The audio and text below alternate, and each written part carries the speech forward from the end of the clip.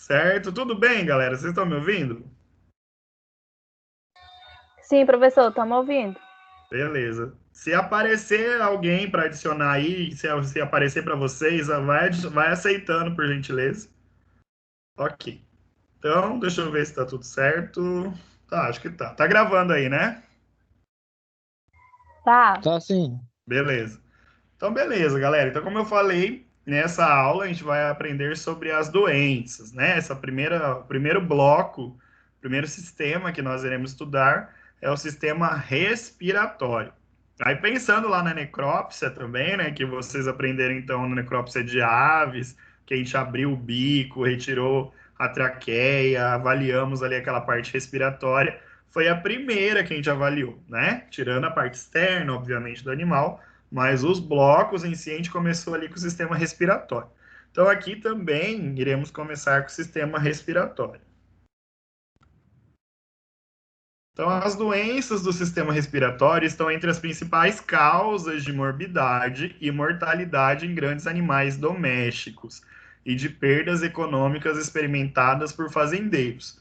Então, doenças respiratórias, elas causam muito prejuízos em propriedades, tá? Então vai ter muito caso, muita doença em animais de produção, tá? Então hoje mesmo na aula eu vou falar de doenças só de equino, eu vou falar de doenças só de bovinos, e são doenças respiratórias que acometem essas espécies. E isso causa prejuízos, porque todos esses animais que têm as doenças respiratórias, a principal coisa que acontece é a diminuição de peso.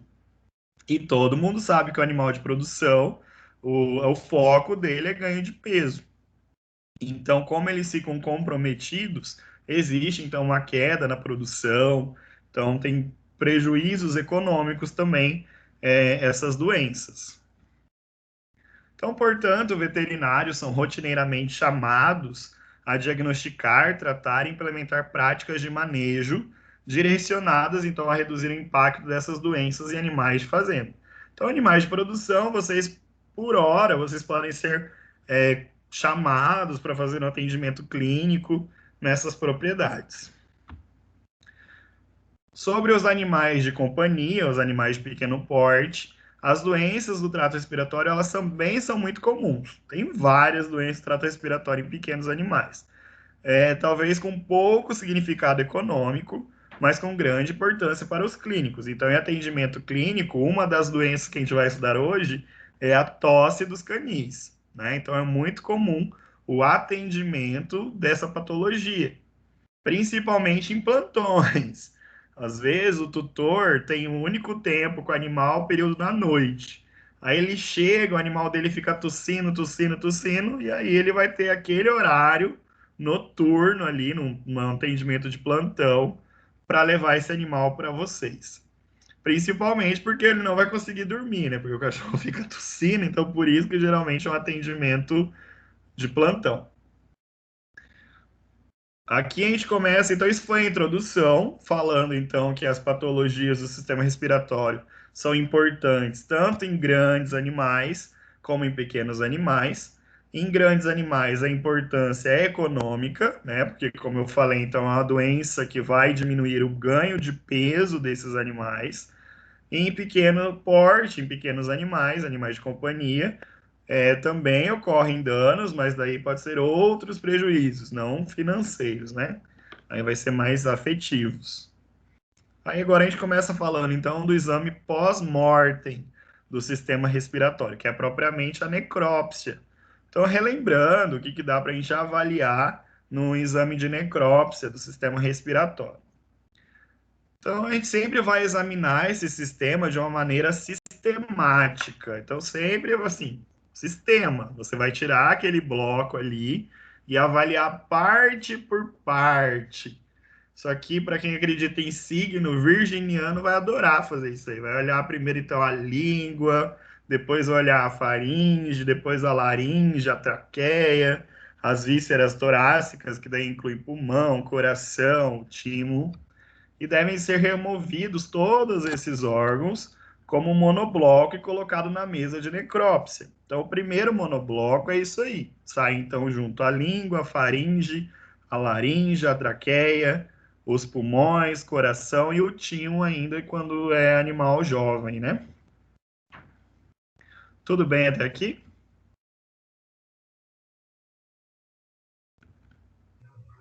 Tudo bem. Estão me ouvindo? Volta e meia eu vou perguntar, tá, galera? Porque vai que a internet cai e aí eu tô falando sozinho aqui. Vocês podem me interromper, tá? Quando eu falar muito rápido, falar alguma coisa que vocês não entenderam, certo? Certo, professor? A faringe e o esôfago são abertos individualmente. Então, vamos falar como que é aberto, então, esse monobloco. Então, foi retirado aquele monobloco ali, com a língua, a traqueia, pulmão, etc. E a gente começa, então, a avaliar ali, ó, em relação à faringe, o esôfago, que depois eles são abertos individualmente, com um corte feito com a tesoura ao longo da linha média dorsal, e inspecionada para verificação de úlceras, corpos estranhos, neoplasia. É aquela história de abrir o órgão inteiro ali e avaliar a presença de úlceras, neoplasias, malformações, corpos estranhos. A laringe e a traqueia é a mesma coisa. Você vai abrir elas ao longo da linha média dorsal, no sentido crânio-caudal. Então, começa lá do crânio, né, para o caudal. Abre, então, essa traqueia. E você vai avaliar ali, então, os grandes brônquios nos lobos caudais dos pulmões. Então, abre até a região dos pulmões ali. A gente vai avaliar então a mucosa dessa traqueia. Então, essa mucosa traqueobronquial normal tem uma superfície lisa e brilhante. Então, na hora que você abriu a traqueia, ali dentro tem que ter uma substância lisa e brilhante, de uma cor meio perolado, assim. E a luz das vias aéreas deve estar sempre vazia. O que, que é a luz? É a luz do órgão. Então, a traqueia é um órgão oco, digamos assim, então ali tem que estar limpo, tem que estar vazio, não pode ter nada ali. A presença, então, de líquido espumoso nas vias aéreas indica o quê? Edema pulmonar. Isso aqui, no semestre passado, eu falei sobre isso. Lembram lá que eu mostrei uma foto de uma traqueia cheia de espuma? Então, aquele líquido espumoso não é normal. Aquilo é patológico. Então, em uma necrópsia, quando vocês abrirem a traqueia e observarem esse líquido espumoso, aquilo ali é sugestivo de edema pulmonar. Galera, eu vou desligar essa luz porque tá quente. Ok. Partículas de alimento podem sugerir, então, aspiração bronquial. Então, é importante vocês também avaliarem ali se tem algum alimento nessa traqueia, né? Porque ele pode ser sugestivo de aspiração. Só que, no entanto, o exame cuidadoso da mucosa é necessário, uma vez que a passagem do alimento do estômago ao rumen para os pulmões ocorre comumente após a morte, tá? Então, em casos de ruminantes, pode até acontecer dessa passagem, então, de alimento para a traqueia. E aí vai ser um achado irrelevante. Na hora de cortar o pulmão, então, antes de cortar esse pulmão, para se observar o parênquima, o órgão deve ser cuidadosamente observado. Então, antes de você cortar o pulmão, você vai chegar ali e avaliar, obviamente, toda a estrutura do pulmão. A procura de alterações externas e impressões nas costelas sobre a superfície pleural. O que a gente observou é que em aves, essa impressão nas costelas é normal, das costelas é normal, né? Tanto é que vocês tiveram até dificuldade para remover aquele pulmão das aves. Só que em outras espécies não é comum, tá? Essa aderência pulmonar. Aí pode ser patológico. Os pulmões, então, eles devem ser inspecionados para alteração na cor, na textura e na distribuição das lesões, certo? Então, sempre avaliar a extensão também dessas lesões que vocês observarem. As alterações de cor podem apresentar vários tons de vermelho, indicando congestão. Então, por exemplo, se eu tiver ali um pulmão muito hemorrágico, muito vermelho, congesto, que é a palavra correta. Então, quando ele estiver muito congesto, hiperêmico, isso pode ser sugestivo de uma pneumonia aguda e até mesmo hemorragia, certo? Lóbulos pulmonares escuros, colapsados, são indicativos de atelectasia. E aí, galera, o que é uma atelectasia? Quem lembra? Eu falei. Não faz nem um ano. Não faz nem um ano. Faz 2 meses. Ninguém? Estão olhando no Google aí. Ninguém lembra a telectasia? A telectasia é aquela situação, então, que o pulmão ele encontra sem ar, certo? Ele fica ali fechado, não expande. Isso aí, então, é indicativo, então, de quando ele está escuro, geralmente pode ser sugestivo de atelectasia. Vocês estão aí? Estamos sim, Então, professor. estamos. Beleza, tá bom. Pulmões róseos a brancos indicam fibrose ou enfisema. Então, pode ter essa situação de um pulmão meio róseo indo para o branco, porque a cor dele vai ser um róseo mesmo, né? Mas quando ele está indo para um róseo branco, pode ser já um indicativo de uma fibrose ou enfisema. Pulmões de animais que foram sangrados, por exemplo, animal então de um abate, um animal que teve alguma situação de perda de sangue ali, e até mesmo anêmico, são geralmente os mais pálidos que o normal devido à redução na quantidade de sangue nesse tecido pulmonar. Então, quando vocês estiverem fazendo essa necrópsia e observarem um pulmão branco, pode ser então um sinal de perda de sangue também e até mesmo anemia. Essa questão da anemia é bem comum quando a gente vai fazer necrópsia em ovinos, porque tem alguns parasitas, né, intestinais, principalmente o ancilóstoma, que consome muito sangue desses ovinos. A média de consumo de sangue em grandes animais chega até mesmo 1 ml de sangue por dia. Então imagina lá um parasita consumindo 1 ml de sangue diariamente do animal, então ele causa uma anemia severa. E a hora que a gente vai fazer então a necrópsia desses animais, o pulmão desses animais está branco. A gente costuma falar papel, uma cor de papel, assim, porque está muito branco, bem anêmico mesmo. Então, pulmões brancos são sugestivos de anemia ou perda de sangue, beleza? Eu sugiro depois, galera, vocês fazerem um resuminho, tipo assim, coloca assim, ó, pulmão esbranquiçado, setinha tal coisa. Pulmão vermelho, setinha tal coisa, entendeu? Pulmão preto, esnegrecido, certinha tal coisa. Beleza?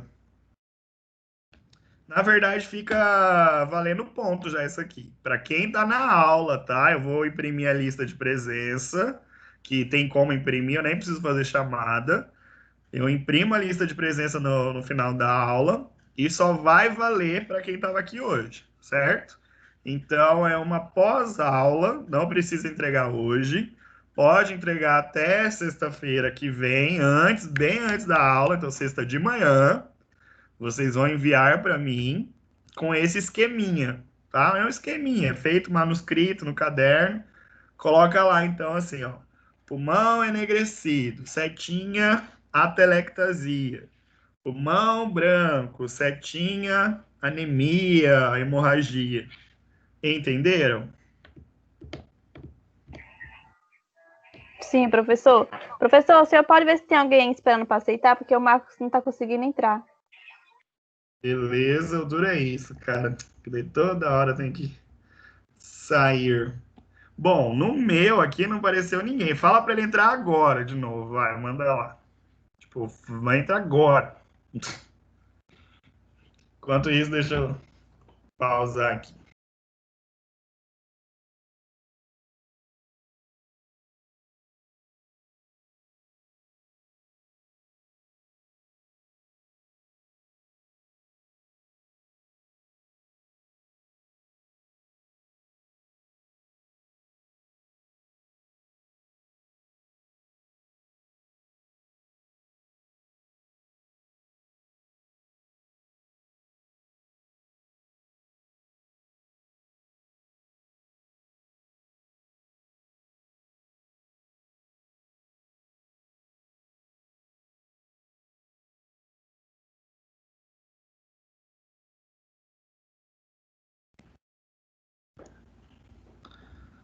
E aí, nada? Ele falou para mim que ia entrar. Apareceu. Tá.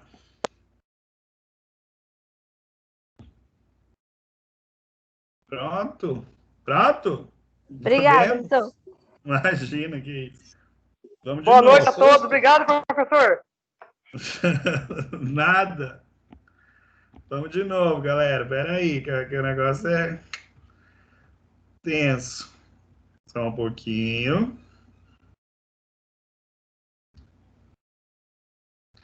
Pronto, beleza. Tá normal, tá ampliado.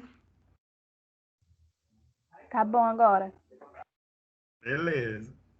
Ok, então não vou adicionar ninguém. Cadê? Né? Tá, já foi. Já foi, já foi, já foi. Não, que não. Tá.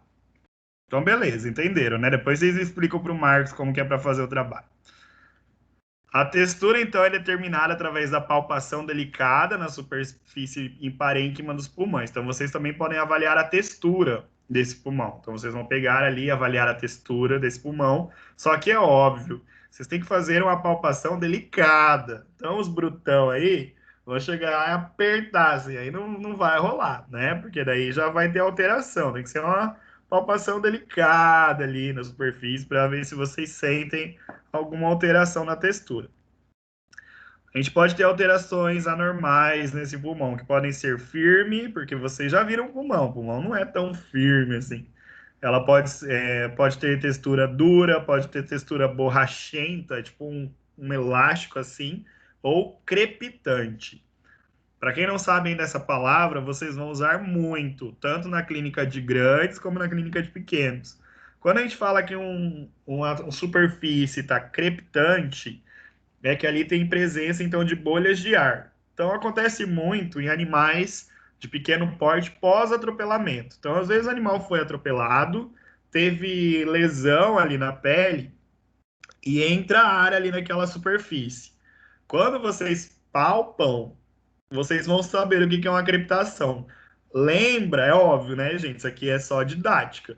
Lembra aquelas bolhas de ar de plástico, bolha, sabe? Então você, na hora que passa a mão, você sente ali como se tivesse essas bolhas de ar ali, certo? O nome disso é crepitação. Então vocês vão aprender hoje que quando você palpa, tem aquela sensibilidade ali de bolhas de ar, chama crepitante. Outra situação que tem o mesmo nome, mas não tem nada a ver com respiratório, é fraturas ósseas. Então, o animal ali teve uma fratura óssea, ele fraturou, óbvio. A hora que você palpa ali aquele osso, então que está deslocado, você também vai sentir um toque ali que também recebe esse nome de crepitação. Beleza? A palpação dos pulmões, então, permite também a detecção de nódulos e abscessos no interior do parênquima, invisíveis, então, a inspeção de superfície. Então, a palpação é importante para várias coisas, sentir se está firme, se é elástico, se tem presença de crepitação, se tem presença de nódulo.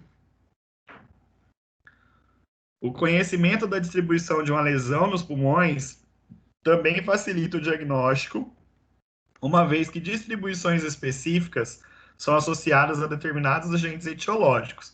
Então, algumas doenças vão estar em algumas partes específicas do sistema respiratório, né? Então, a gente vai ter lesões que podem ser focal, multifocal ou difusa. Beleza? Então, o que a gente falou até aqui, galera, foi a introdução do nosso sistema respiratório. A gente falou então que em grandes animais os problemas respiratórios são mais caracterizados por perdas econômicas.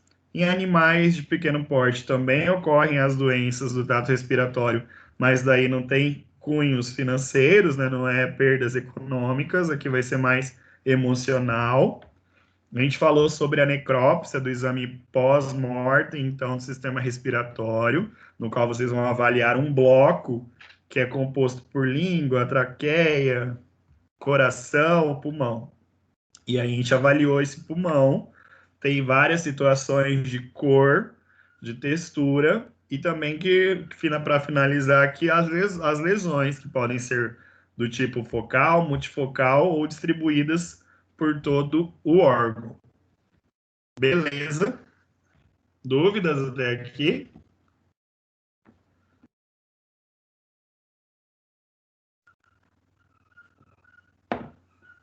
Alguém abre o microfone e fala comigo. Sem dúvida, professor, tá tudo tranquilo. Beleza, tá ótimo. Lembrando, galera, que se vocês mandarem mensagem, assim, acho que nem isso vocês fazem, mas eu não consigo ver, tá? Porque eu só consigo ver a minha tela, beleza? Então, é para abrir o microfone mesmo e perguntar alguma coisa. Que Daí, você quer que eu falo para você, professor? Tá se sentindo sozinho? Só se vocês estão ouvindo, né? Que eu fico aqui falando sozinho, vai que eu tô falando só eu aqui. Fica Beleza, tranquilo, a então. hora que eu Tá tiver dúvida, eu ótimo. pergunto.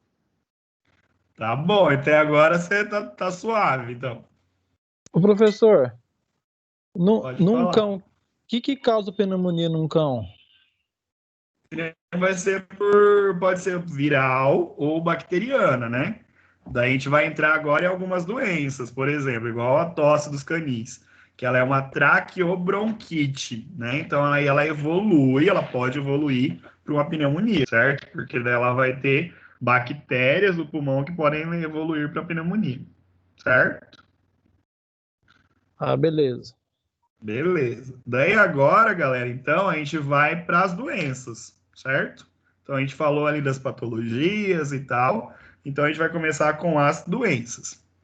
Primeiramente, a gente tem que começar então com o trato respiratório anterior. Então, primeiro anterior está relacionado ali com cavidades e seios nasais, certo?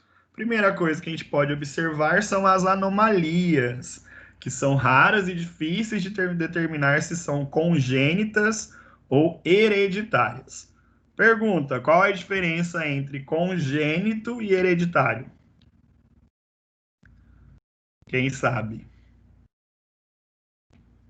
Hereditário, Kiara, professor? pode falar, Robin. Hereditário é o que vem de família, né? Ok, Passadas. isso. E congênito? Quando pega.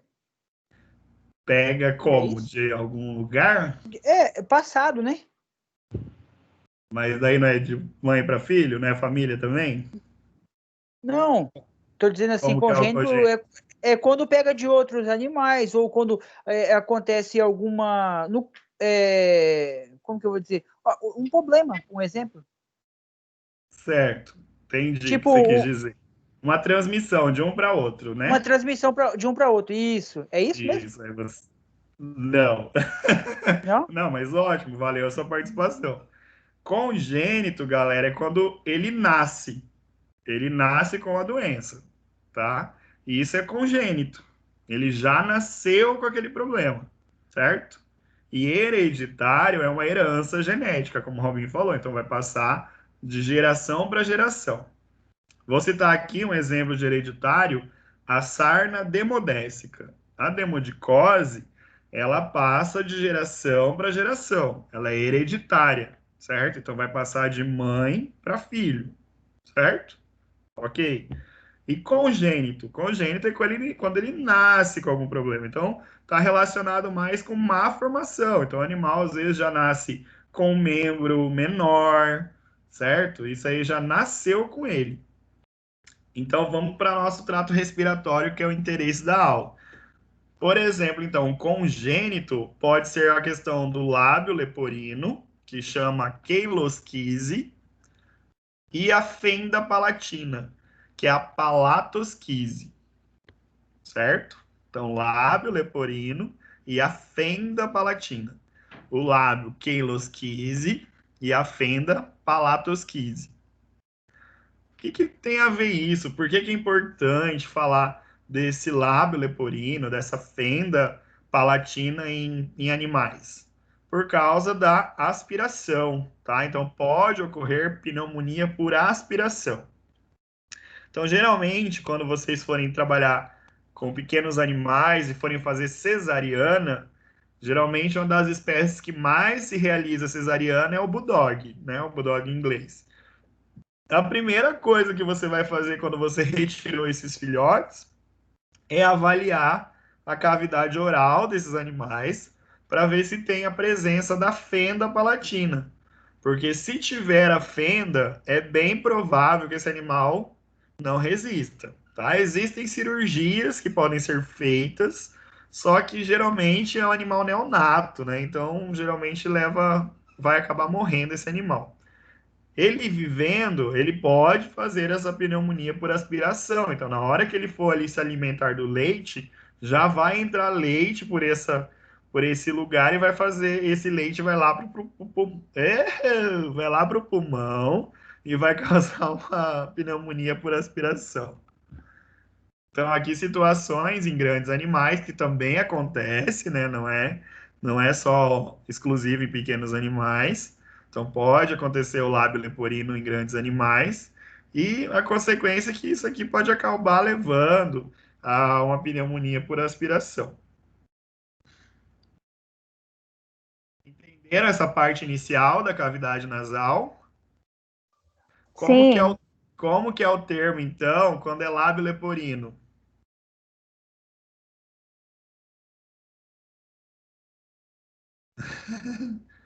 Vai, Kiara.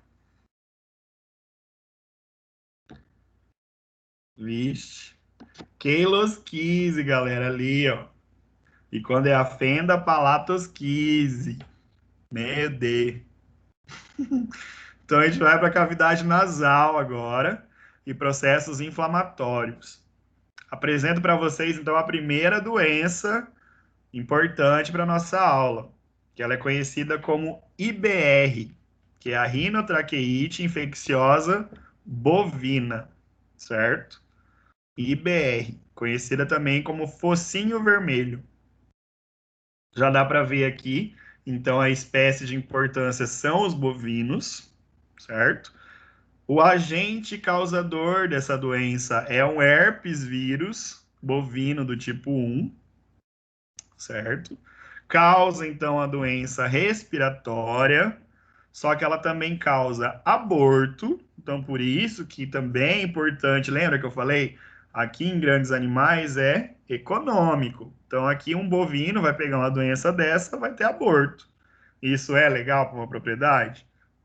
De cria, recria, engorda? Não, né? Então já é uma doença importante. Então pode causar aborto nesses animais. Outra patologia, outro sinal clínico que pode causar essa doença é a vulvovaginite pustular das bezerras. Então, desenvolve ali uma vulvovaginite, inflamação ali na vulva com pústulas. Pode também ocorrer uma encefalite, que é não supurativa, mas é uma encefalite. Então, pode ter problemas neurológicos ali também. Posso ter mastite, lesões cutâneas no úbere. Então, se for aí uma propriedade leiteira, também vai ter comprometimento, porque pode ter, então, mastite, lesões cutâneas no úbere. Pode ter necrose de ovário. Então, imagina, um animal que você precisa ali retirar as crias desse animal. Não vai rolar, porque já tem uma necrose de ovário.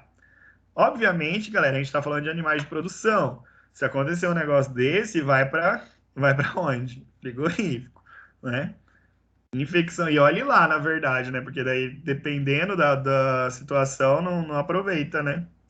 Infecção sistêmica em bezerros e enterite em bezerros de menos de um mês. Então, até tudo isso, galera, isso que é complicado para vocês pegarem, que é uma doença, então, respiratória, que ela causa vários danos, não fica só ali no quadro respiratório. Vai causar aborto, vai causar lesões na vulva, pode ter encefalite, pode ter mastite, pode ter diarreia em bezerro, pode ter necrose de ovários, certo? Tipicamente, essa doença manifesta-se como uma enfermidade febril aguda. Então, a primeira coisa que vai aparecer nesses animais vai ser uma febre aguda, que apenas em casos muito graves vai resultar em dispneia. Vamos lá, quem lembra aqui que é uma dispneia? Show do milhão!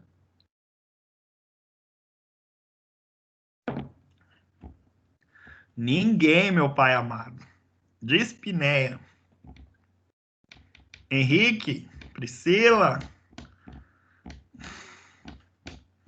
Meu Deus. Robinho? Falta de ar? Quase. Dificuldade respiratória. Dificuldade, isso. Então, a dispneia é dificuldade.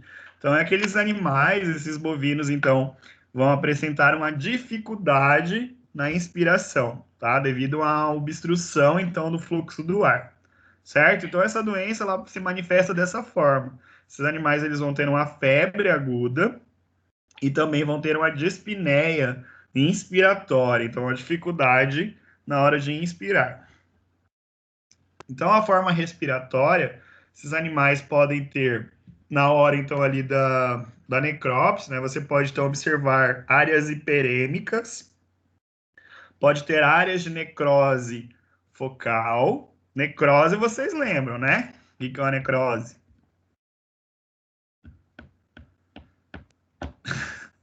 Meu Deus.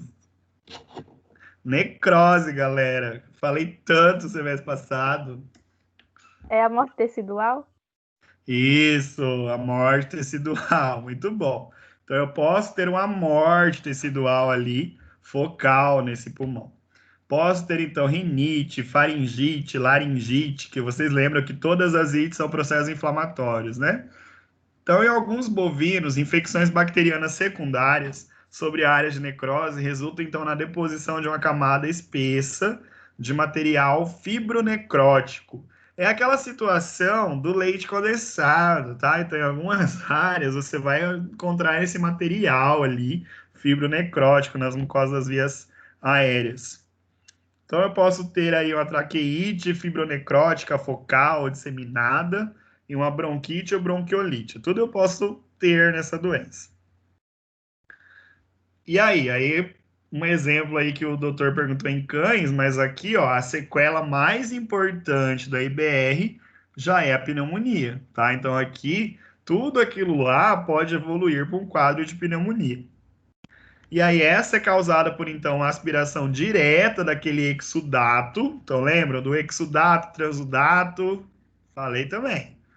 Então, esse animal pode aspirar esse exudato para as vias aéreas, ou como resultado da redução dos mecanismos de defesa, predispondo, então, esse animal a infecções bacterianas secundárias. Então, o Evander, né, que perguntou, então, geralmente a pneumonia é secundária, então vai ter essa deposição ali desse exudato nas vias respiratórias, e aí vem uma bactéria que recebe o nome de Pasteurella hemolítica.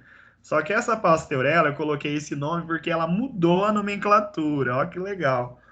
Hoje em dia ela é conhecida como Maiemia hemolítica, certo? Então mas a hemolítica, tá? Porque vocês vão ver outros tipos de Pasteurella e não mudou o nome, é só essa Pasteurella hemolítica que virou Maiemia hemolítica, certo? Então, vai ter essa aspiração desse exudato e vai ter a infecção secundária por bactéria. E isso vai virar pneumonia, então. Então, pneumonia por aspiração dos restos necrosados do trato respiratório superior. Então, por isso que acontece. Para falar um pouco mais, todo animal, então, portador latente é a potencial fonte de infecção, pois quando este tem uma baixa de resistência, o vírus começa, então, a se multiplicar e será eliminado pelas secreções, favorecendo, então, a disseminação da doença. Uma das vantagens, galera, que vocês viram o Covid, o Corona, é que agora vocês aprenderam essa questão de transmissão, né? Acho que, para quem não entendia, acho que agora entendeu, porque ninguém aguenta mais falar sobre isso, né? Então, aqui é a mesma coisa. Esse animal, ele pode ficar com essa forma latente ali e ficar transmitindo para outros animais. Isso favorece, então, a disseminação da doença. Reativações virais ocorrem sem necessariamente o agravamento da doença. Então, pode ocorrer desse animal ter uma cura subclínica ali da doença, mas depois ele pode reativar esse vírus, certo? Mas sem ter um agravamento da doença. Fatores que favorecem, então, que esse animal fique com a patologia, né? Mudanças na dieta, desnutrição. Quando a gente fala em grandes animais, desnutrição, galera, é assim. é fato. Então, sempre que tiver ali o desbalanceamento na dieta, uma desnutrição, esse animal vai estar sujeito, então, a patologias. Pode acontecer no transporte, né? Estresse por transporte, estresse no parto, o desmame, superlotação. Tudo isso são fatores estressantes que favorecem, então, o aparecimento da doença. Tratamento por corticoides. Já falei bastante sobre o corticoide, que ele aumenta o cortisol do sangue, né, e diminui a imunidade. Então, como ele diminui a imunidade, por isso que esse animal favorece, então, a presença de patologias. A transmissão, então, da IBR ocorre, então, por diferentes formas. Pode ser pela via respiratória, através de tosse, espirro, saliva, secreções brônquicas, secreções oculares e da faringe. Todas elas servem de veículo para eliminar o vírus por contato direto e permitem a transmissão entre os animais. Então, pode ter esse contato, essa transmissão pela via respiratória, e também pela via genital. Lembra lá que eu falei que as fêmeas podem desenvolver uma vulvovaginite? Então, pode ocorrer, então, ali essa transmissão na hora da transmissão vertical, né? Principalmente durante a cópula, né? Da vaca prem para o seu corno uterino em qualquer estágio da gestação. Então, pode ter essa transmissão aí da mãe para a filha já, tá? Na hora que ela, né, dessa transmissão pelo coito aí. Então, aqui algumas fotos mostrando como que seria essa patologia, né? Então, fica ali com essa secreção, certo? A vulvovaginite, essa foto não ficou legal, mas dá para imaginar ali umas pústulas ali na vulva e na vagina desses animais. Existe prevenção, tá? Existem vacinas para prevenção, para prevenir a doença. Inclusive campanhas de vacina para o rebanho, tá? A Zoetis faz bastante campanhas sobre isso, certo? Dúvidas da IBR? Não, professor. O senhor está fazendo propaganda. Tô, né? Não, é que eu achei legal para vocês saberem que existe a vacina, ué. E falando que, né, que é comum existir campanhas de vacinação. Beleza? É para lembrar na hora da prova, lembrar que tem vacina, tem vacina, tal. Beleza? Mais alguém? Então é importante da IBR, galera, que é uma doença que não fica só no trato respiratório, né? Então ela passa para vários órgãos, tem causas de prejuízo econômico, né? Principalmente como aborto, pode ocasionar danos em tetos, né? Então ter prejuízos em gado de leite. Beleza? Existem prevenções.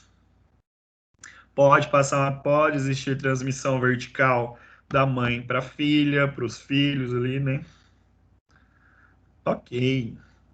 Então vamos para outra doença. Agora a gente vai para a febre catarral maligna, também causada por um herpes vírus. Vai ocasionar então ulcerações na cavidade nasal e na traqueia. Então aqui vai ter úlcera, tá? Nas mucosas. Exudatos e crostas aderidas ao nariz e tubo digestivo, então pode chegar até lá no tubo digestivo essas exudatos e crostas aderidas. Aqui pode ter diarreia. E aqui um dos principais sinais clínicos que você pega qualquer artigo vai ser a opacidade de córnea, tá? Então, na febre catarral maligna, eu tenho essa situação de opacidade de córnea. Isso aqui em grandes animais, tá, galera? Vai ocorrer encefalite também, pode ter aquela causa de encefalite. A mortalidade vai ser de 100%. Mais uma pergunta: diferença de morbidade e mortalidade. Qual é a diferença? Meu Deus. Vou desistir. Vou desistir, vou embora. E aí, galera? Morbidade e mortalidade. Mortalidade é o que morre. Morbidade é o que perde desempenho. Isso. Então, mortalidade é aquela situação assim, o animal pegou a doença, o risco dele morrer é 100%, igual ali, a mortalidade 100%. Morbidade é aquela capacidade de transmitir para outros, certo? Ok. Aqui essa doença acomete principalmente bovinos e veados e suínos, tá? Então pode ter em bovino, pode ter para quem gosta de animais silvestres aí, como a quiara. Veados também podem ter essa doença e suínos, certo? Então, febre catarral maligna pode acometer essas espécies. E aqui também pode acontecer em ovelhas, né? E ocorrer surtos, principalmente após o parto, que também tem a ver com aquela questão de imunidade que eu falei. Como eu falei, vocês pegam qualquer artigo de febre catarral, um dos principais sintomas é essa opacidade de córnea. E lembram que eu falei mortalidade 100%? Então, aqui, geralmente, esses animais, tadinhos, né? Então, ali, opacidade de córnea, múltipla lesão ulcerativas, né? Ali na região do focinho. Quando vocês avaliam a mucosa oral ali, pode estar hiperêmica, né? Então, pode estar vermelha, pode ter erosões lineares, ó, igual aqui, erosões lineares e multifocais. Aqui vocês conseguem avaliar essa erosão linear aqui, ó, certo?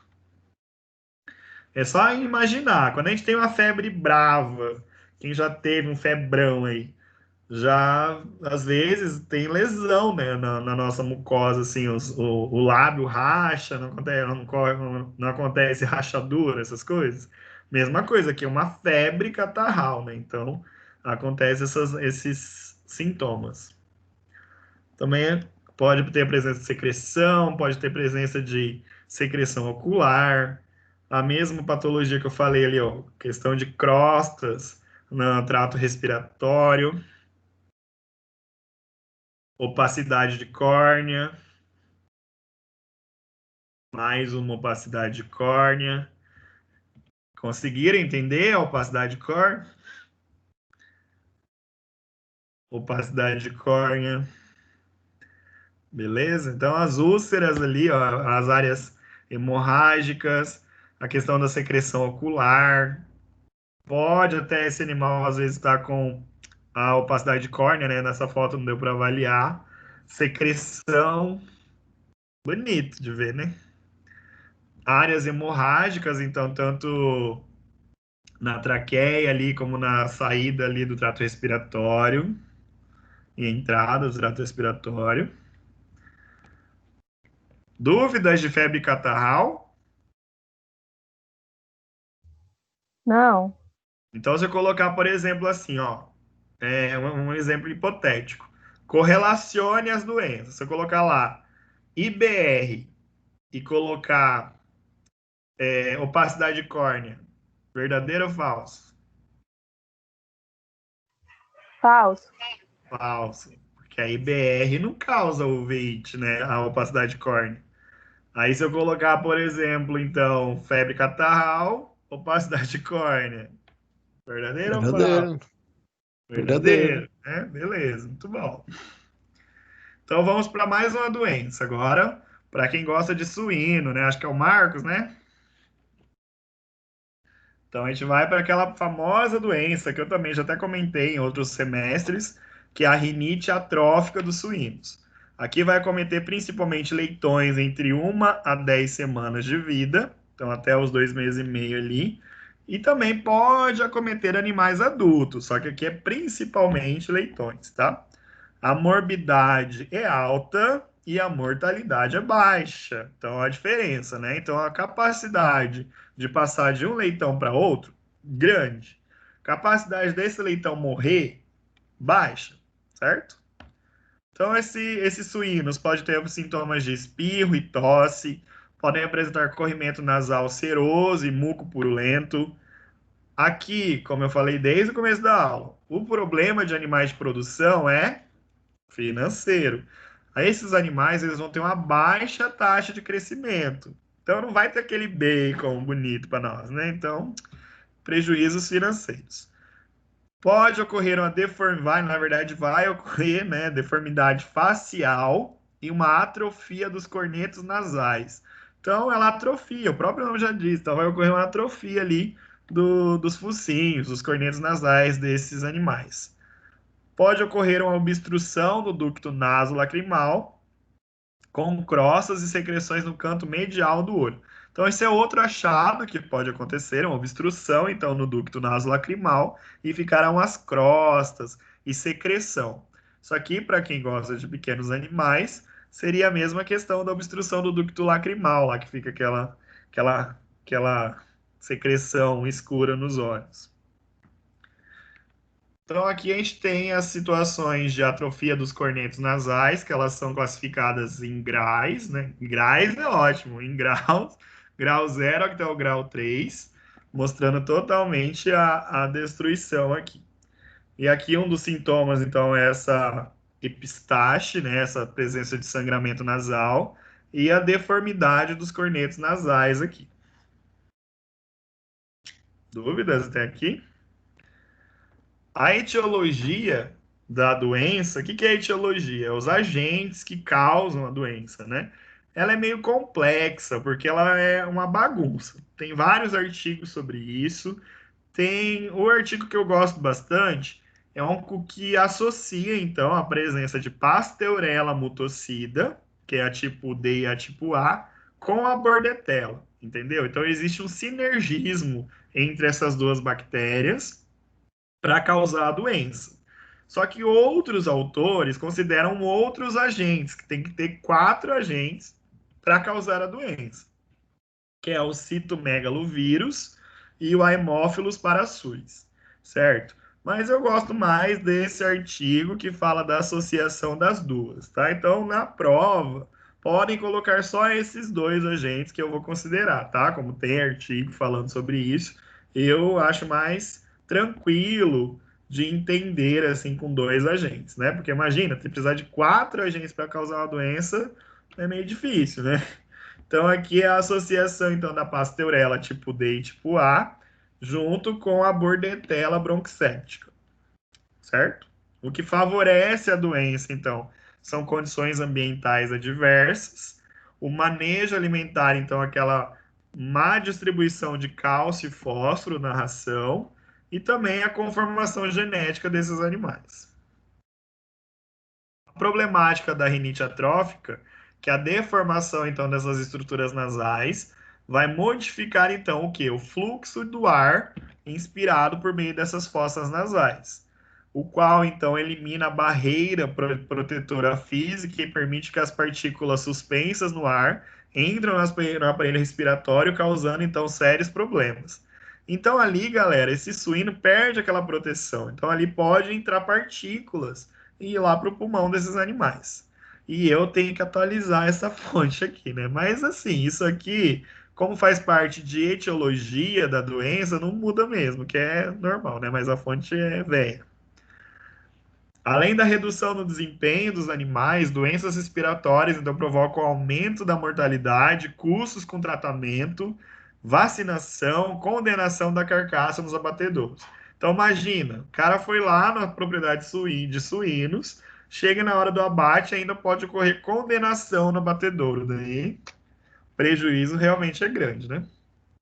Então aqui algumas situações, né, de fotos mostrando essa deformidade da atrofia dos cornetos, totalmente a destruição desses cornetos aqui, nasais. Dúvidas de rinotraqueite?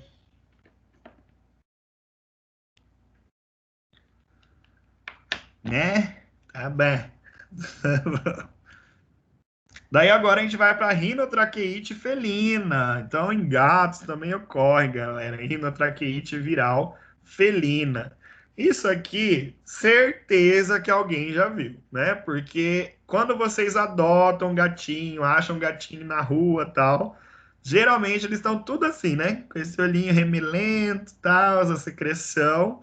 Galera, isso é causado por um herpes vírus, tá? Também é herpes vírus, é mais uma doença causada por herpes vírus, felino, né? Então, quando vocês pegarem filhotes de gatos com essas secreções oculares, até opacidade de córnea aqui também, lesões oculares, sempre suspeitem de herpes vírus, tá? Como qualquer outra doença viral, não existe um tratamento adequado, assim, né? Então, você vai ter que usar moduladores de resposta imune desses animais, tá?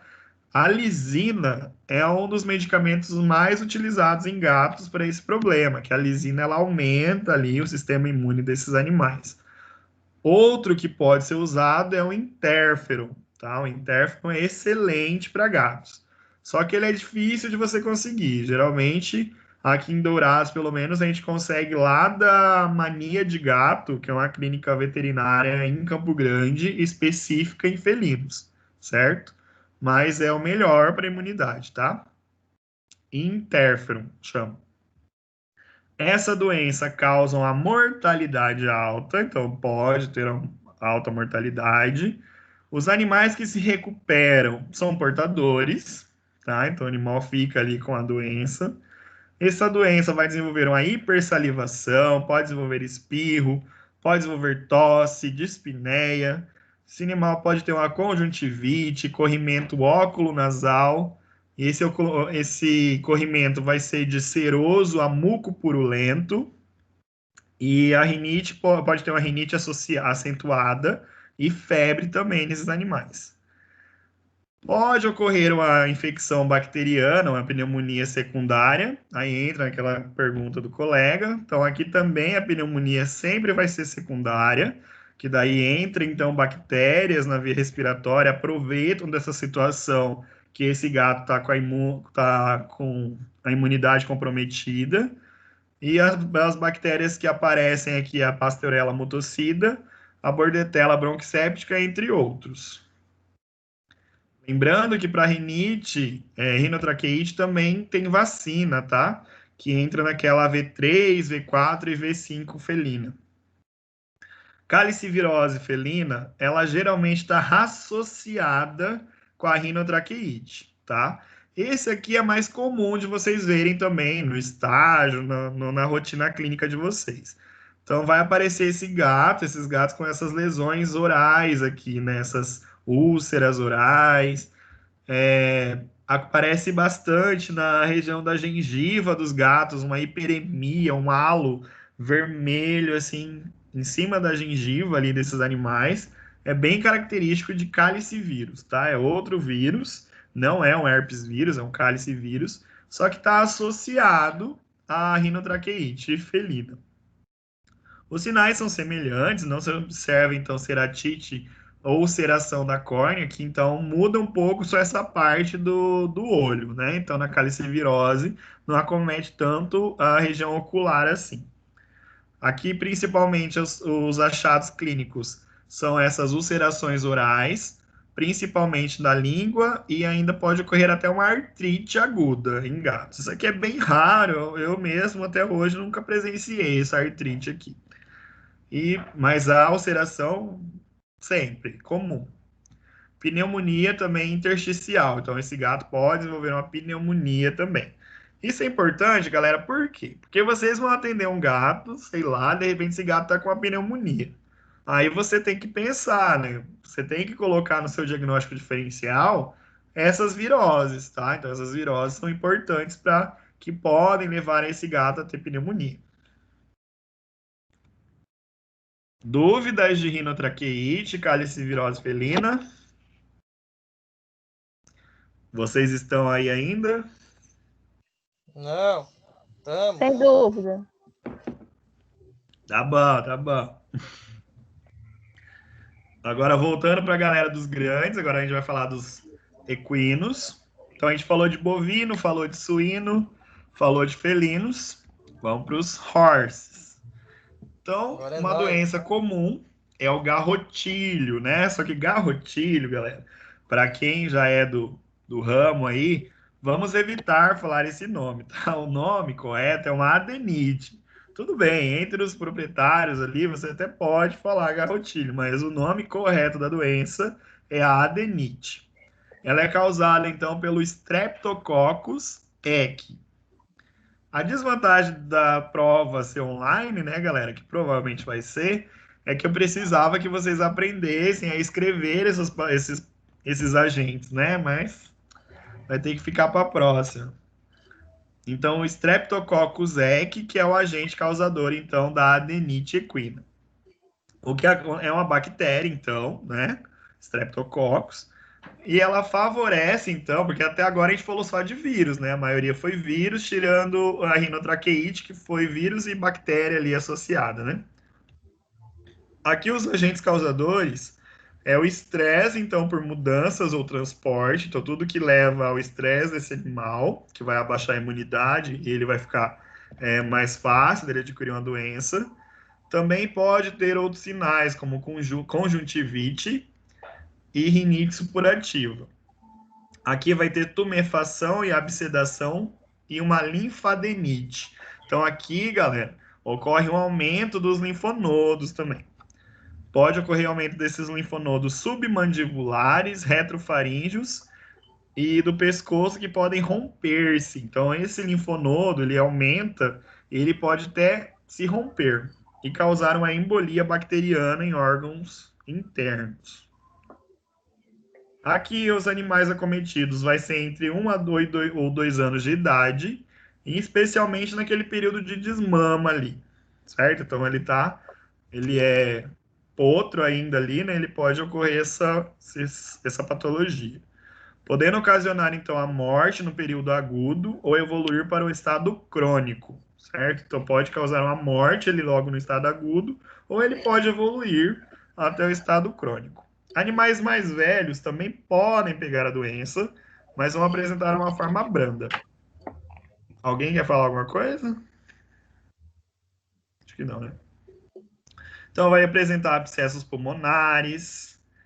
Aqui a gente vai para sequelas, né? Que é a hemiplegia laríngea, que é aquela paralisia ou paresia da musculatura da laringe. Pode ocorrer também uma paralisia facial. Aqui, esse empiema, isso a gente estudou lá quando eu dei trato respiratório para vocês, no primeiro semestre. Eu liberei um artigo para vocês, eu lembro como se fosse hoje, ontem. Então, eu falei sobre esse empiema das bolsas guturais, que a gente falou da guturalite ainda. Então, tudo isso pode acontecer na adenite equina. Pode ocorrer broncopneumonia por aspiração e ainda peritonite. Então, tudo isso pode acontecer. Uma dos sintomas mais comuns é esse empiema da bolsa gutural. Então, ali existe uma bolsa gutural que ela pode ser composta ali por pus, ali por secreção. Beleza? É um dos sintomas da adenite equina. Dúvidas de adenite? Quem que é o agente causador da adenite mesmo? Streptococcus. O quê? Equi. Isso, muito bom, parabéns. Muito bom, muito bom. Agora eu quero ver vocês falarem essa aqui, ó. Essa que seria linda, eu colocava na prova para escrever, ó, que lindo. Agora a gente vai para mormo, tá? O mormo é muito importante, por quê que é importante vocês estudarem mormo? Quem sabe? Quem arrisca? Tem alguém que faz prova de laço aí? Professor, eu não sei o que é mormo, mas sempre os caras um laboratório tava querendo que eu trabalhasse só para coletar esse sangue do animal para fazer provas e tal, para fazer esse exame de mormo. Por que é Eu não sei. importante? E daí eu não sei, professor. Esse aí eu não sei nada de grande. Muito bom, mas você foi no caminho. Você falou, a galera que mexe com provas equestres, né? É obrigatório o exame do mormo, né? Então, para ir para uma prova de laço, né? Prova de tambor, essas coisas, os animais têm que realizar esse exame antes. Vocês saberiam dizer por quê ou não? Alguém? É uma doença infecciosa,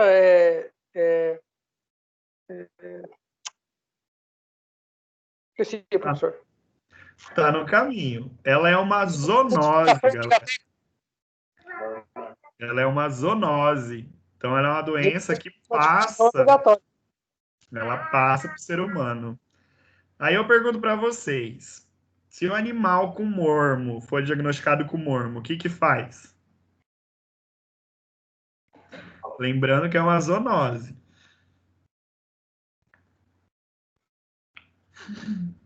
E aí? Tem que sacrificar. Eu não sei, professor. Eu vou dar um chute aí do galera. tamanho do bruxo. Tem que sacrificar?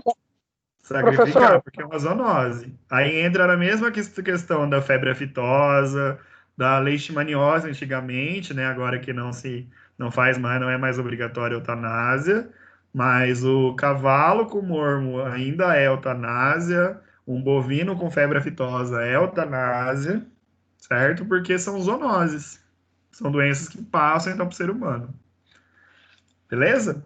Então vamos lá, então, contar. Essa doença é importante, galera, porque quem vai prestar concurso público na área de. Até mesmo na área de inspeção, essas coisas, sempre cai essa pergunta aqui de mormo, tá? Uma vez caiu só perguntando a gente. Só esse primeiro slide aqui vocês já saberiam a resposta, né? Só que, obviamente, eu sei que vocês estão vendo isso aqui hoje, né? Quarto semestre, segundo ano. Vocês vão prestar o concurso daqui 4 anos, sei lá. É difícil mesmo lembrar, né? Mas vamos tentar lembrar do tio Zuz aí, ó. Então, o agente causador do mormo é uma bactéria que recebe esse nome, Burkholderia mallei, tá? E até é importante saber o nome, porque um dos testes diagnósticos é o teste da maleína. A maleína justamente por causa do nome dela, Burkholderia mallei, certo? Tentem falar aí na casa de vocês, Burkholderia mallei, certo? Beleza? Ok. Então a doença... Mallei. Isso, Burkholderia mallei. Ocorre, então, a secreção nasal, catarro purulento, vai ocorrer tudo isso. Pode apresentar nódulos de cerca de 1 centímetro na mucosa nasal, tá? Então, vai apresentar nódulos. Pode ter uma rinite granulomatosa ulcerativa, que esses nódulos podem até ulcerar e formam cicatrizes em formas estrelares, tá? Então, onde teve esse nódulo, pode estourar e formar uma cicatriz em formato de estrela. Ocorre destruição de cornetos nasais. Então, ali, lembra aqueles cornetos nasais? Então, também pode ocorrer a destruição. Pode ter uma linfagite, uma linfadenite. Então, aqui também tem aquela linfadenite que tem lá da menite também, que é aumento dos linfonodos. Supurativa, então ela pode vir a fura esses linfonodos também. Vai existir febre, tosse, epistaxe, então sangramento nasal, pode ter dispneia. Então, imagina um equino, galera, né? Com febre, tosse, sangramento nasal, dificuldade respiratória. Na hora da necrópsia, vocês podem observar, então, doença pulmonar com nódulos piogranulomatosos. Então, vocês podem observar nódulos pulmonares cheios de pus, tá? Na hora que vocês abrirem ali, vai estar cheio de nódulos com puizinhos. Puizinho é ótimo, né? Que coalescem e tornam-se difusos. Esse animal pode ter emagrecimento progressivo e até caquexia, né? Então ele pode ficar muito magro. Ela pode apresentar então a forma cutânea, que vai ter então nódulos endurecidos nos membros e no abdômen. Essa foto aqui não é muito bonita, mas dá para ver uns nódulos aqui, então, né? E vai ter também a questão do farcina equino, que é a linfangite acentuada, né? Aqui tem a secreção. E aí, galera? Então, essa doença ela está incluída entre aquelas passíveis de aplicação de medidas previstas no Regulamento de Defesa Sanitária Animal, sendo, então, obrigatório a eutanásia desses animais doentes, uma vez que não existe cura, e trata-se de uma enfermidade de interesse de saúde pública. Então, sacanagem. Principalmente por causa disso aqui, que é uma doença que vai passar para o ser humano, tal, mas e aí? O que acontece no ser humano? No ser humano pode ter uma cefaleia, que é a dor de cabeça, pode ter um lacrimejamento excessivo, sensibilidade à luz, pode ter uma dor no peito, pode ter diarreia, dores musculares, enfim. Lembram da Newcastle? Eu não falei, eu não dei ornito para vocês ainda. Mas na Newcastle, que é uma doença aviária, ela causa uma conjuntivite nas pessoas. É isso o sintoma clínico, conjuntivite. O que acontece com os animais? Todos morrem, tá? Então abate. E a gente pensando assim, galera, lógico, não vou entrar nisso com vocês hoje, mas olha aí, não são sintomas assim tão graves, né, para o ser humano. Professor, Pode falar. é, Pode falar. a gente sabe que no Pantanal tem fazenda que é tudo positivo para anemia, às vezes até morro. Sim. E essa questão da zoonose, daí não contamina o homem? Será o homem tá, sei lá, Então, resistente? não, assim, isso que eu tô falando, ó, é uma instrução normativa, né? Então, tipo, é obrigatória a eutanásia. Só que a gente sabe que a galera esconde animal, né? Falsifica exame, né? Tem tudo isso, mas daí isso é outra questão, né? Mas que Não, continua sendo uma zoonose. não, Pode sim, falar, mano. mas, por exemplo, já passou até no Globo Rural fazendas que são, tipo assim, 100% positivo para anemia, por exemplo, sei lá. Mas só que, claro, não pode sair de lá, não pode ser transportado e tal, e eles convivem e não tem problema nenhum. Então, mas pode ocorrer, né, uma zoonose nas pessoas, né? Porque isso aqui é biologia, né? Então, o que pode acontecer, pode. Agora, por que que eles mantêm esses animais lá como que eles conseguiram isso? Eu não sei te falar, você sabe como que eles conseguem manter esses animais lá passando pela justiça, assim? Porque é crime, né, digamos assim, não pode. Mas você já viu alguma reportagem nesse sentido? Eu Não, já vi, agora até. eu nunca vi. Eu vou até ver, se você tiver pra gente, manda depois para eu ver também, mas eu não. Que até esses anos, uns 3 anos atrás, teve um surto de mormo no Brasil e foi assim, eutanásia, saía no Fantástico, Jornal Nacional, enfim, né? Falar os jornais. Talvez até Aí, eu tô misturando um assunto, mas, por exemplo, de anemia eu já vi. não, beleza, mas anemia também é eutanásia, né? Então também estaria Sim. errado o negócio. De anemia Mas também tenta achar pra gente, pra ver como que esses caras conseguem manter, né? Porque, pelo menos aqui no Mato Grosso do Sul, até em Cidrolândia, lá tem umas propriedades grandes lá que deu positivos animais para anemia e teve que sacrificar, mandou tudo embora. Não, beleza, vou tentar achar alguma coisa. Mas acha lá pra nós, mas eu não. Mas vamos falar assim, né? Vamos falar o correto, mas pela teoria, né, da coisa, existe aqui por exemplo, essa lei aqui, ó, né, que regulamenta pela defesa sanitária animal a eutanásia. Isso aqui não mudou até hoje, isso aqui, né?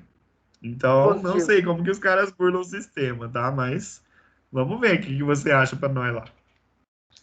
E aí, como que ocorre, então, essa contaminação, galera, do mormo? Então, os alimentos e a água mal higienizados são a principal fonte de contaminação. É uma bactéria, lembram disso, né? Então, a infecção por essa bactéria se dá através do contato, então, com fluidos corporais dos animais doentes, como pus, urina, secreção nasal e fezes, que podem contaminar, então, os coxos, né? E água. Esse agente então pode penetrar no organismo pela via digestiva, respiratória, genital e por aí vai. Beleza? Dúvidas de mormo? Como é que é o nome da bactéria?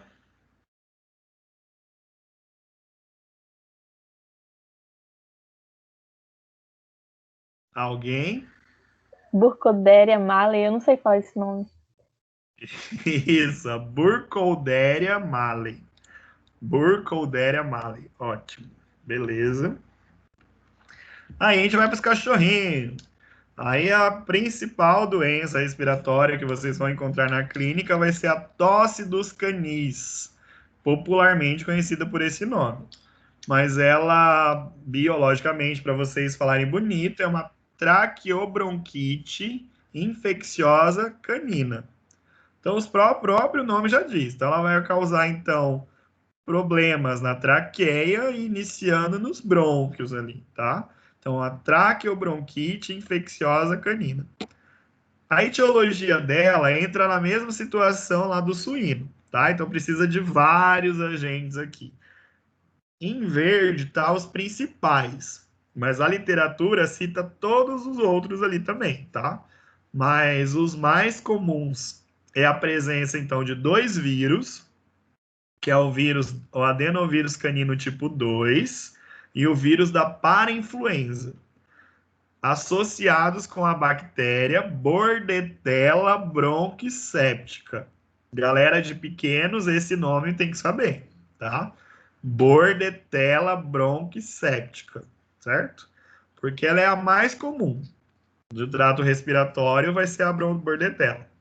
Então, Bordetella bronquicéptica associada com adenovírus tipo 2 e vírus da parainfluenza canina. Outros vírus também podem estar associados, como o vírus da hepatite infecciosa, herpes vírus e micoplasma. O que favorece, então, a entrada desses agentes no animal é o estresse, sempre o estresse, né, galera? Vocês têm que lembrar que o estresse, ele aumenta o cortisol no sangue e diminui as células de defesa. Então, por isso que o estresse sempre vai estar presente. Situações de superlotação e o próprio nome, né? Tosse dos canis. Galera que tem canil, que vai ter hotelzinho, né? Vocês podem se formarem, abrir uma clínica e vocês fornecerem o serviço de hotel. É muito importante, antes do hotel, vocês vacinarem esses animais com a vacina preventiva de traqueobronquite, certo? Vocês já ganham dinheirinho, né? Porque daí vocês já casam ali o hotel com a vacinação. Por quê? Porque esse animal, pensa comigo, esse animal, por exemplo, animal apegado ao tutor. Aí o tutor foi viajar, tal, deixou esse animalzinho lá na clínica de vocês de hotel. Vocês acham que a imunidade dele vai estar top? Não. Então ele vai ter uma baixa de imunidade, ele vai estar estressado, ele vai estar num ambiente que não é o normal dele. E aí, galera, se tiver um cachorro com essa doença, ferrou. Ele vai pegar, porque essa doença passa de animal para outro. Aí, beleza. Aí o cara volta de viagem, o cachorro dele tá doente. Vai ser legal, né? Então, é sempre interessante vocês fazerem essa vacinação antes de vocês receberem esse animal para o hotel, tá? Então, já fica a dica aí. É até uma maneira de vocês forçarem o tutor a fazer a vacina, tá? Professor. Pode falar. Mas aí essa vacina ia fazer efeito durante esse período rapidão? Ou tinha que fazer em 2 dias ela injetável? Em 2 dias o animal já está protegido. Essa é mais rápida, em 2 dias ela já está protegida. Eu ia falar disso depois, mas já vou falar. Existem 2 formas de vacina. Tem a vacina subcutânea e a vacina intranasal. Beleza? A vacina intranasal, óbvio, né, galera? Não é injeção lá dentro da narina do cachorro. É gotinha, né? Então você vai pegar a seringa sem a agulha e ela vem até com um dispositivo que você acopla para fazer a vacina. Aí você aplica as gotinhas na narina do cachorro. Essa vacina, a primeira vez, é importante fazer ela dessa maneira, tá? Então a primeira dose é interessante fazer ela nasal. Beleza? Por quê? Porque ela vai ativar todo o sistema imunológico direto do trato respiratório, né? Então ela é mais específica. A partir da segunda dose, reforço anual, pode ser feito e é mais aconselhável de serem na forma injetável, beleza? Então a primeira dose, gotinha intranasal, reforço anual e segunda dose subcutânea.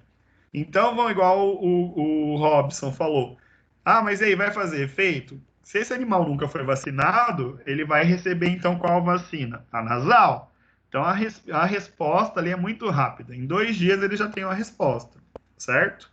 Então, por isso que pode e deve ser feito. Obviamente, né, galera? Mas o animal, sei lá, vai ficar meia hora lá, 1 hora. Não tem necessidade. Agora é aquela situação que o animal vai ficar 1 semana, 10 dias. Tem pessoa que deixa o animal no hotel 15, 20 dias. Eu já presenciei isso quando eu ficava em clínica. Então, Aí é meio que obrigado, né, a fazer a vacina.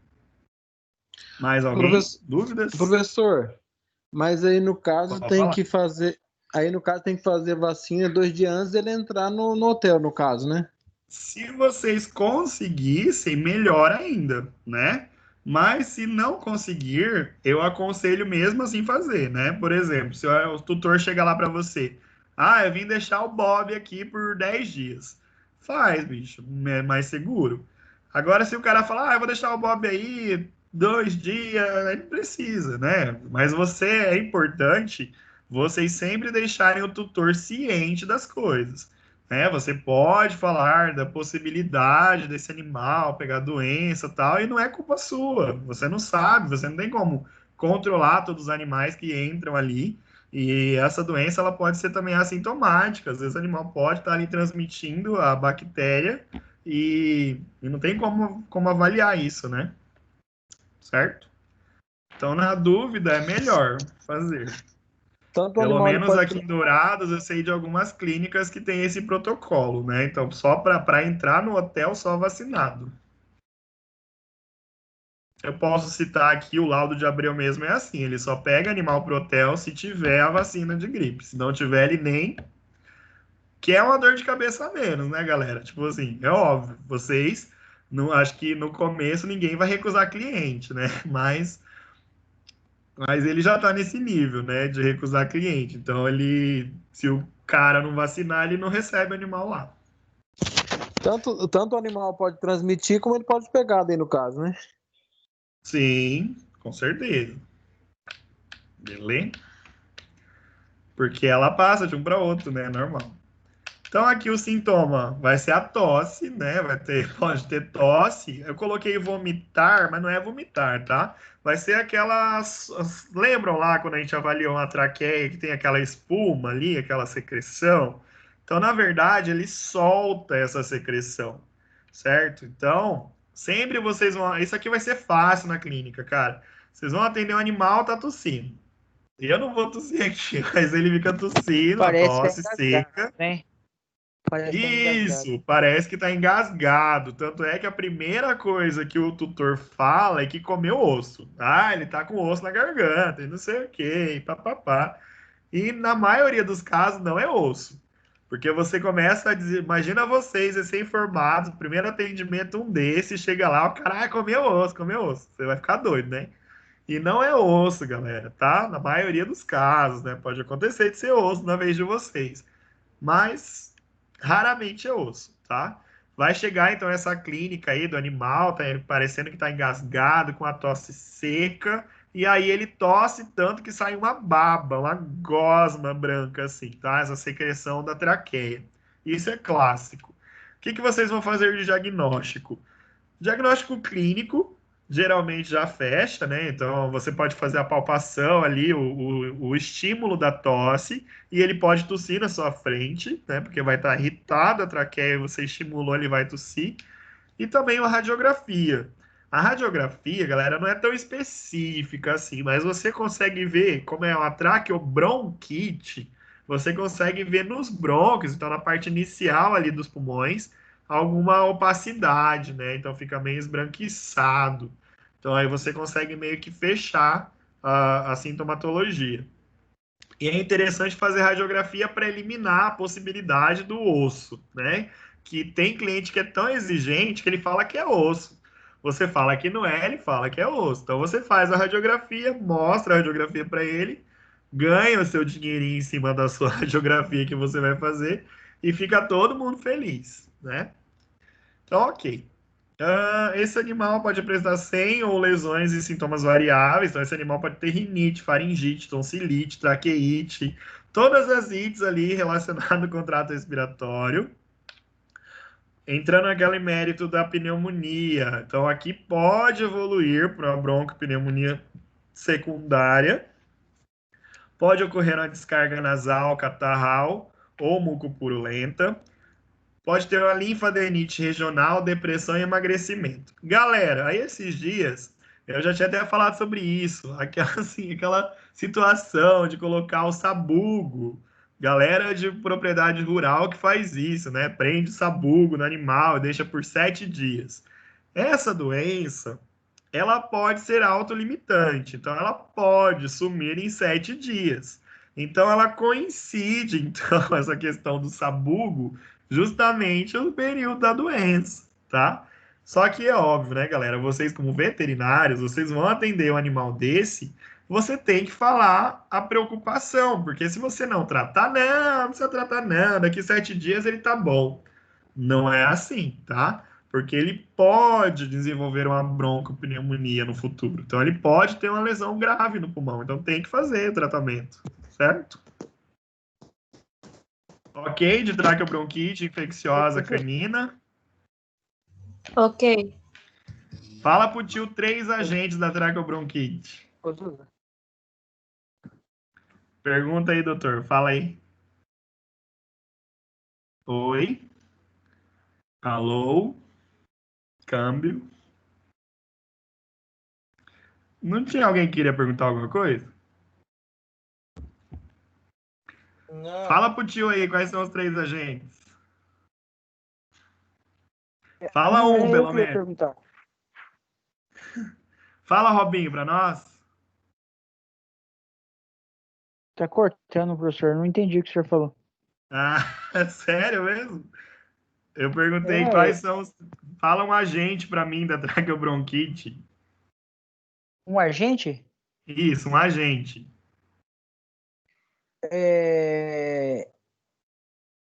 Herpevírus, minoplasma, sei lá, Tá estresse, é louco. isso? Ou não? Então, Oi? sim, o estresse é um dos fatores, né? Mas os agentes é a bordetela bronquicéptica, o Eu não consigo falar esse adenovírus nome. caninos. Mas a Adevírus gente tem que treinar, caninos, galera. ou Você tem que saber. parafluentes, não sei o quê. Eu não sei falar, eu não Isso. consigo falar. Consegue sim, cara. Você tem que treinar. Vamos treinar. Vou liberar esse slide hoje para vocês treinarem já esses nomes, galera. E aí a Ô, gente vai Zilson, para nossa última patologia. Ó, eu que ia lindo, falar uma uma pergunta. hora e meia. Então a gente vai para a rinite parasitária, que essa aqui eu acho que vocês já viram também, causada por Oestrus ovis, que é um berne nasal, tá? Então é comum em ovinos. Vem essa mosca ali, deposita ali e forma essa larva, que é um berne, né? Isso vai causar irritação crônica e rinite mucopurulenta erosiva. Então, ela vai entrando ali pelos septos nasais e vai corroendo ali, vão destruindo ali, certo? É causada pela Oestrus ovis, então, enfim, é a larva da mosca, né? Oestrus ovis. E aqui acontece, ó, vai lá a mosca, deposita ali as larvinhas, elas entram pelos septos nasais e vão destruindo. E assim é a sintomatologia, certo? Secreção. Aqui os prejuízos são econômicos, né? Porque daí o animal para de se alimentar, come pouco. E o tratamento ali seria a ivermectina. E aí, meus amores, vamos finalizar? Dúvidas? Eu ia fazer uma pergunta Pode falar.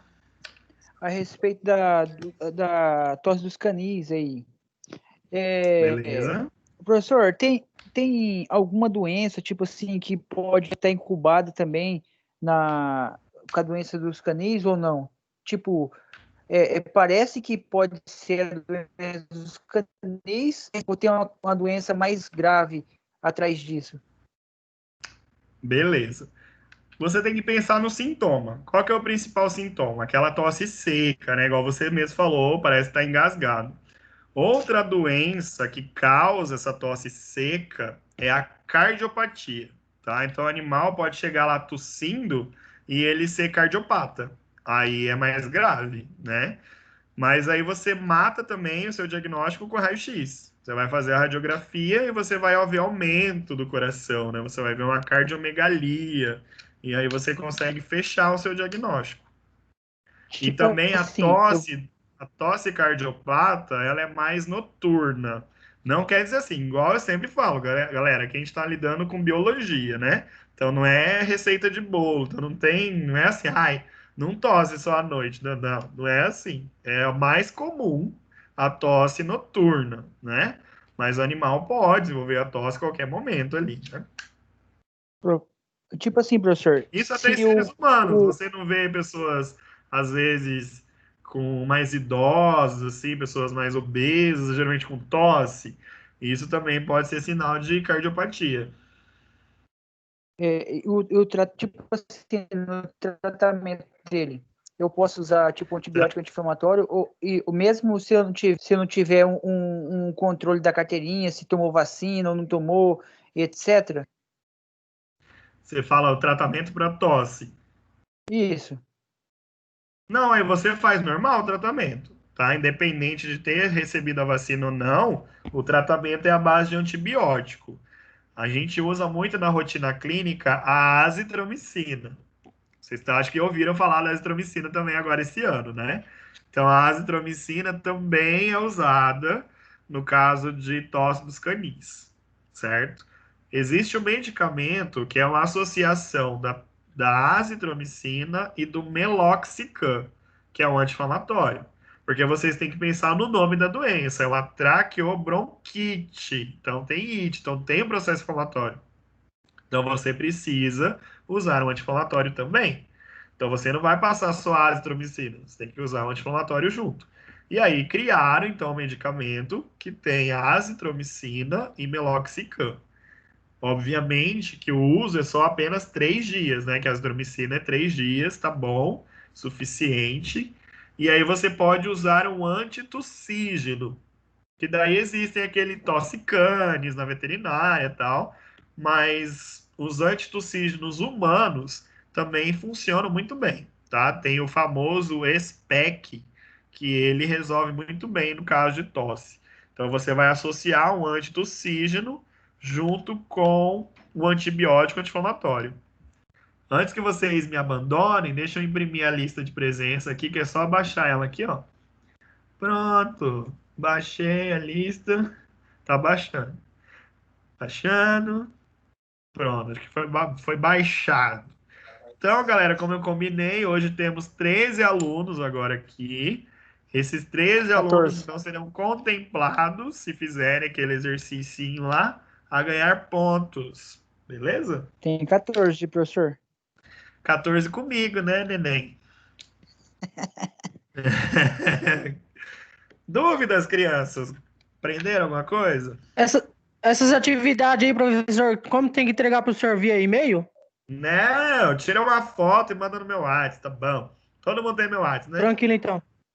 Sim, tem. Você Obrigado. faz, você faz no caderno lá, tal. É um resuminho, vocês entenderam, né? Não é para escrever um monte de coisa, é para fazer um esquema, assim, ó, coisa rápida. Lesão no pulmão, tal coisa. Mas faz um negócio decente, tá? Não vai fazer uns negócios, uns rabiscos lá também, que eu não quero também. Sejam Tranquilo. criativos. Certo, crianças? Falou, professor. Boa noite. Boa noite, então. Obrigado por participarem. Dúvidas? Bom final de semana aí para todos. Boa noite, professor. Boa noite, doutora. Olá, professor. Boa noite. Boa noite, doutores. Souza. Boa noite, Oi. professor. Boa noite. Souza. Oi, Boa Kiara. Boa noite. Vai devagar, tá? Por que que é só 3 dias? Fala aí, Robin. Oi, Por que que a azitromicina é só 3 dias? porque ela pode dar lesão renal. Eu tenho um amigo que é enfermeiro, ele atende um cara que faz hemodiálise porque o cara usou uns 8 dias de azitromicina, você acredita? Que já causou lesão renal por 8 dias. Ó, E eu fiquei com tanto medo porque uma vez eu tomei, sabe, assim, sem médico. Aí eu falei, meu Deus, já pensou? Você perde o rim por brincadeira, né? Então ela é nefrotóxica. Não é indicada para gato, não, então, né? Azitromicina? Não, não, já não, sim, pode ser usada, mas é com esses cuidados aí de dose, né, e período de administração, né? Meninos, Marcel, Luiz, dúvidas? Fernando? Tudo certo. O Luiz sempre pergunta, não perguntou hoje, Luiz? Não, professor, hoje eu entendi tudo. Ah, então tá bom, então. Vai chover, hein, Fernando? Mas tá bom. Oi? Deixa eu perguntar, professor. Eu fiz o resumo de toda a aula. Você vai querer só o resumo que o senhor pediu de toda a aula? Não, só do negócio que eu pedi, não precisa ser tudo não, mas guarda o resumo pra você. Sim, senhor. Obrigado. Passou matéria, professor? Oi? Passou matéria? O quê? Aí entende, hein? Você passou matéria? Eu passei um trabalho aí pra vocês. Meu Deus do céu. Me mandam lá no grupo fazer um favor que eu tava trabalhando, cheguei atrasado. Fernando, perdido. Beleza, Fernando, bem-vindo. Beleza. Tchau. Falou. Bom final de semana. Igualmente. Tchau.